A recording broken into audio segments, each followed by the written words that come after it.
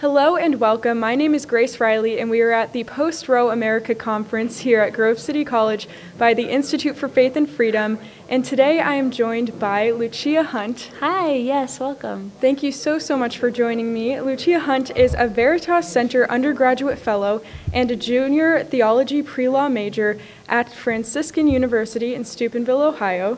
She is actively involved in the pro-life movement, and most notably, in November of 2021, in response to unethical abortion fetal research, she hosted a conference called the Stop Aborted Fetal Experiments National Conference at the University of Pittsburgh, so not far from here in Grove City, probably between us. Yes, ma'am. Yeah, but it's so nice to have you today. Today at the conference, you. She spoke on abortion tourism, and she's obviously, again, a young pro-life activist, which we love to see. Yes, we do love to see that. Yeah, so just to start, obviously a lot of red states following Dobbs have passed legislation that's made it a bit harder to get abortions. And from that, blue states have reacted by saying, come here, we'll pay for you to have abortions here, even going as far to offer paying for travel and lodging for people to have abortions in blue states. Yes. So you spoke on this today. Can you just break down this issue a little bit?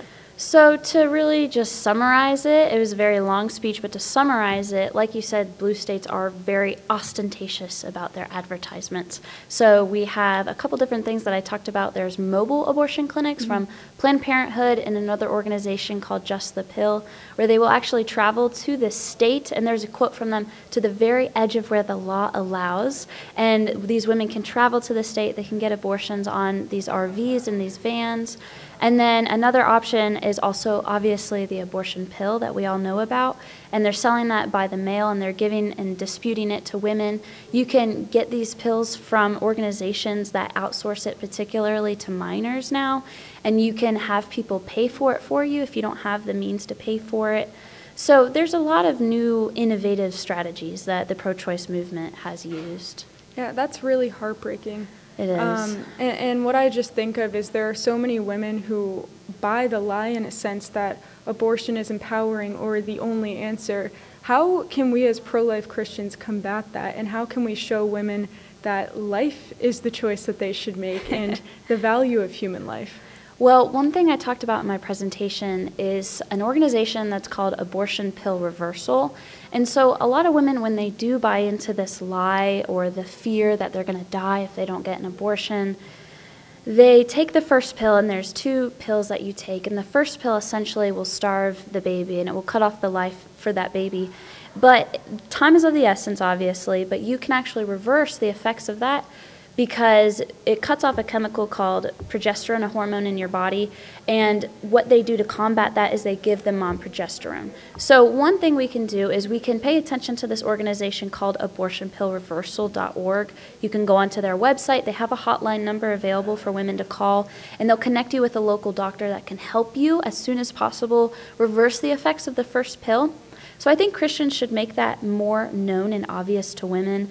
But I think another thing is just using our Christian faith as our platform to love women and to show them care and compassion, and to not be angry with them, not yell at them for wanting an abortion, for buying into that lie, for rather offering them a different option. We have care. We can help you. There's homes, many different homes that run organizations to help women be taken care of during their pregnancy, and they offer diapers and they offer baby formula and everything else that a pregnant mom would need. So giving them more love and more support. Absolutely, and I think that points to a really important point, that Christians' response has to be the message of redemption and forgiveness, because that is what's true. There's redemption and there's forgiveness, and I think that the church needs to do a better job of being open and welcoming and coming alongside women who are going through this and are looking for hope, so that women don't start placing their hope in all of these wrong places. I agree. And I do think that the church has made good, substantial efforts. There's a lot of people based out of churches and areas that will go and pray outside abortion clinics every Saturday. I know it's something that my school at Franciscan really capitalizes on doing. So the church has definitely made efforts, but I think one thing that people need to do more of is educate themselves. They need to educate themselves on the different types of abortion, on what happens during an abortion, and on the type of care that a mother would need. We have to place ourselves in their shoes. We have to walk alongside them. Yeah, absolutely. And that's really encouraging to hear, especially from your school. And I do agree. I think the church has done a lot and hope that they'll continue to do more. And it is true also that a lot of people end up changing their minds when they find out what an abortion really is. Yeah, it's crazy to see how many people would identify as more pro-choice, but don't really know what happens in an abortion procedure. And that is one really encouraging thing. And Live Action, the pro-life organization, does a good job at educating people on what an abortion really is scientifically and putting out resources for people, because that can be a really powerful way to change someone's mind just by showing them what it really is that they're supporting. I agree, Grace. I think a lot of people don't really think about it. They're just kind of like, okay, I'm going to get my abortion. Poof. That's it. But nobody actually knows there's 6 different types of abortion. Yeah. There's different types of procedures.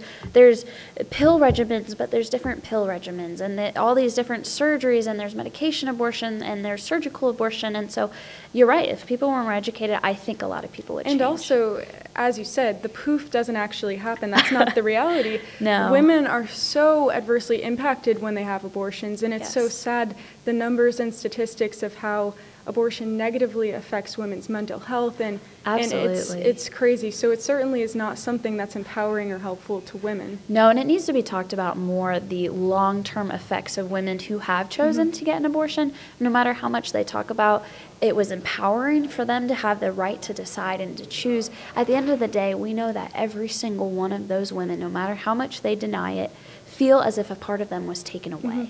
And I will always, always stand by that, because it is natural for a woman to conceive and to bear children and to be a mom, and to just rip that life away is very unnatural. Yeah, it absolutely is. So hopefully, again, more people can open their eyes to the reality of abortion. And just moving on before we close, so you did host this conference on unethical fetal research, and looking at our culture, it's become more and more secular, and I'm sure you saw that first person at the University of Pittsburgh while you were holding this conference. But how do we change the minds and shift a culture that thinks it's okay to use technology to look at a baby and decide that because of if they are pre-diagnosed with some sort of genetic disability or something like that, or just to use fetuses that have been taken from discarded from abortions and then experimenting on that? How do we approach that when our culture has gone so far to the left? You know, our culture has gone far to the left, but I think it's important, again, education, to know that technology is a very good thing, but technology can become a very, very bad thing, and it's understanding the concept of a slippery slope. The first time we started to do genetic testing was the descent of us down the slippery slope, and the more you kind of try and play God, in my opinion, the more you're going to have evil effects as a result. And so I think people need to be more aware of the limits that we have to place on technology, on artificial intelligence, because at the end of the day, no matter how intelligent we think it is, it does not hold the reason that the human brain holds. So I think that is very important. And I think, again, educating people on what exactly happens during these genetic tests, because at the University of Pittsburgh, what they were doing is they were doing partial birth abortions, stillbirth abortions, where they would pull the baby halfway out of the mother, then they would kill the baby, and then they would often scalp the child and then put that scalp on a rat. And they were testing the genitourinary molecular anatomy of those. That's what the project was called, testing that of these rats. And there was really no necessary reason for having to do partial birth abortions where they would kill the babies. And so I think once people understand what a lot of these schools and organizations are getting involved in, then they would change their minds. Yeah, well, and thank you so much for your stance and for, taking a stand against that, because it's horrifying. It is heartbreaking and horrifying that sort of thing is going on. But I do think, again, that there is hope because most people, if they know that and understand what's going on behind the scenes, would not be okay with that. I agree. So I do think, yes, education is really, really important, and thank you for your role in that and for speaking out and sharing that with your generation. And just on that, what is the best messaging that you use to talk to your peers about abortion? Because I know in my experience, there are a lot of people who are more pro-choice, not necessarily because that's a hill they would die on, but because there's a lot of rhetoric and pro-choice arguments floating around that are constantly bombarding them. So how do we talk to our peers that are maybe more on the line that would probably end up being pro-life if they just knew more about it? Yes. I think you said it, knowing more about it, if they knew more about it. One approach I take is I just kind of try and be compassionate and be understanding as to why they would believe that, why they would think that, why they bought into that lie, considering most people tell them that. So I would be understanding of that, but typically I'm not so understanding that I totally lose all of my points. I'm understanding, but then I tell them, okay, but you have to look at the reality of the situation, because oftentimes the arguments are purely emotional. Well, this is what I think, this is what I need for my happiness, but it has nothing to do actually with the reality and with the facts of what truly does happen. And so oftentimes I try to unmask the emotional arguments and I try to just lay out the facts and say this is exactly what happens and this is why it's wrong.